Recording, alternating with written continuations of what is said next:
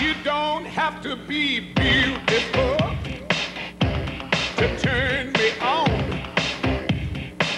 I just need your body, baby, from dusk till dawn.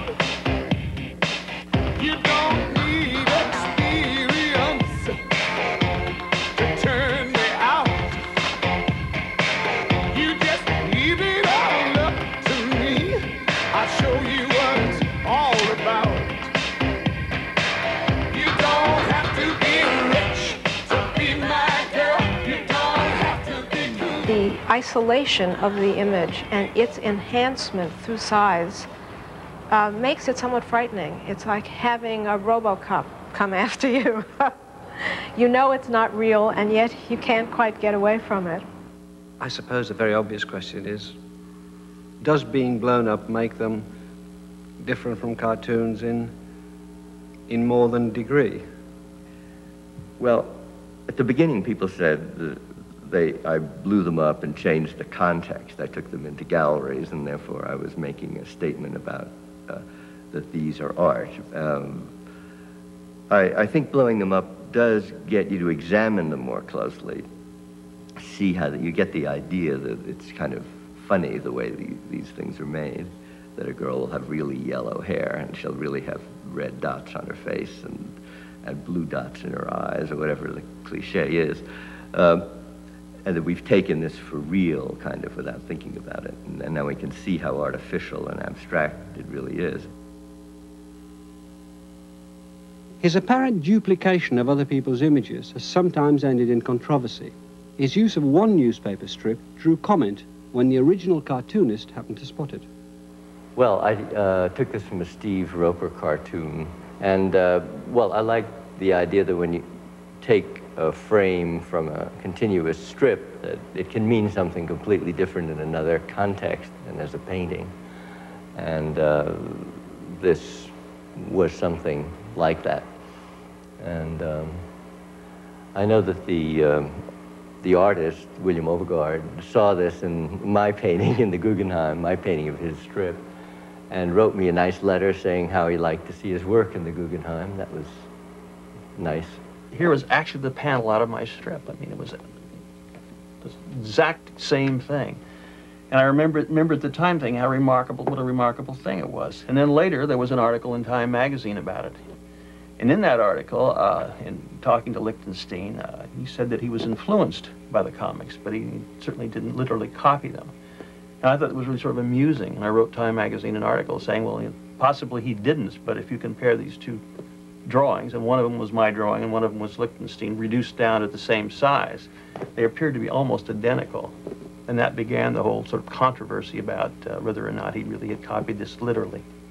I don't think just changing the context is what I think. It's organizing it in putting the marks where they're interacting with each other in the way art does, and the way commercial art could and usually doesn't, because not part of what they're trying to do. The compositions are kind of good many times in commercial art, and it tells you something, it's part of a story, and so, but there's no point in fussing with it beyond that, because that's not the point. Well, I've got to say, I really like the composition better in the original cartoon. The white space up here as opposed to the names on this side, the circle of the peephole being pushed up. I think it's a much better positioning of the characters. On Lichtenstein, he's squared it up. He's exaggerated the character, shoved up the cheekbones, straightened the nose. It's really a sort of a caricature of a cartoon, I think. Everyone I met was friendly about it, and then many of them had shows, too, of their work and things like that. And it was decided that what we would do, there would be an answer back, that cartoonists themselves would do their version of pop art. And it would be shown in a really first-class museum in New York for the Red Cross. Joan Crawford was a hostess for the thing. And the amazing thing to me was, when all this work did appear, when the cartoonists themselves set out to do pop art, it was very ineffective. It was, it was sort of pitiful. It didn't cut it. There's a very strong image about Lichtenberg's work, and I think some of these other pop artists too, that really hits you hard. You suddenly, it's the essence, I think, of what the cartoon might be. Pop art did provoke some violent reactions when British pop art, English pop art came here. Max Kozloff, a New York critic, said the galleries are being invaded by the pin-headed and contemptible style of gum chewers, bobby soxers, and worse, delinquents. Yeah, he loved my work. Very nice man who was a critic and painter, Brian O'Doherty, and who was writing at the time for the New York Times, wrote an article with a banner headline saying, is Roy Lichtenstein the worst painter in the world?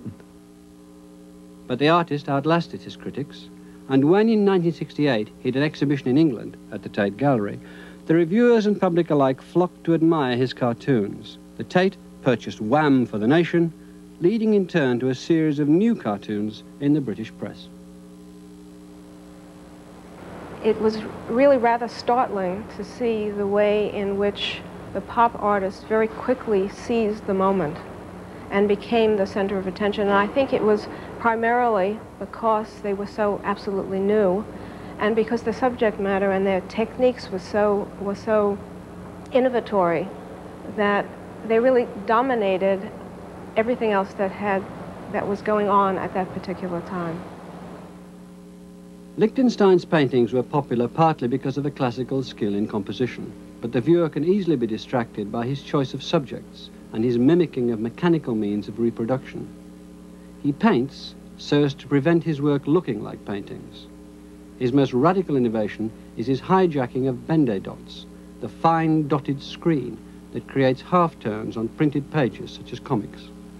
By the time the image has reached Lichtenstein's scale, the dots become very obvious indeed.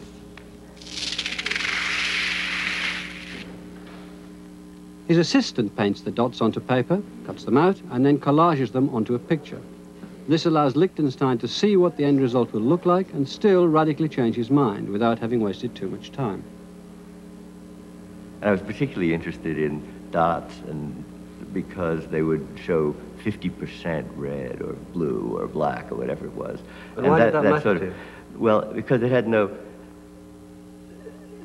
sensitivity, you know. It was just, this is red and this is 50% red. It's like some sort of mathematical problem, or you just want it to be pink, you don't care what pink.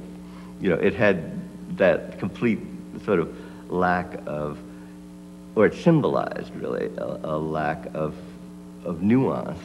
Why was that important to you? Because it looked like the surface that you would print on, but you didn't care what you were printing. It was that sort of thing. And I don't know, it was to get the least elegant thing, but yet you could make something elegant out of it, but people wouldn't see it that way for quite a while. At the time that Roy first made his pop paintings, the subject matter, the cartoons, the war paintings, consisted of the subject matter was so strong and so provocative that I think people lost sight of the very formidable formal innovation that he was involved with, including the Bende, his method of painting, the scale of his paintings, the way in which he would blow up a common theme and make it into an imagery that was not meant to be monumental, but appeared to be monumental on the canvas. I think the work now might not be seen as provocative. So that I think if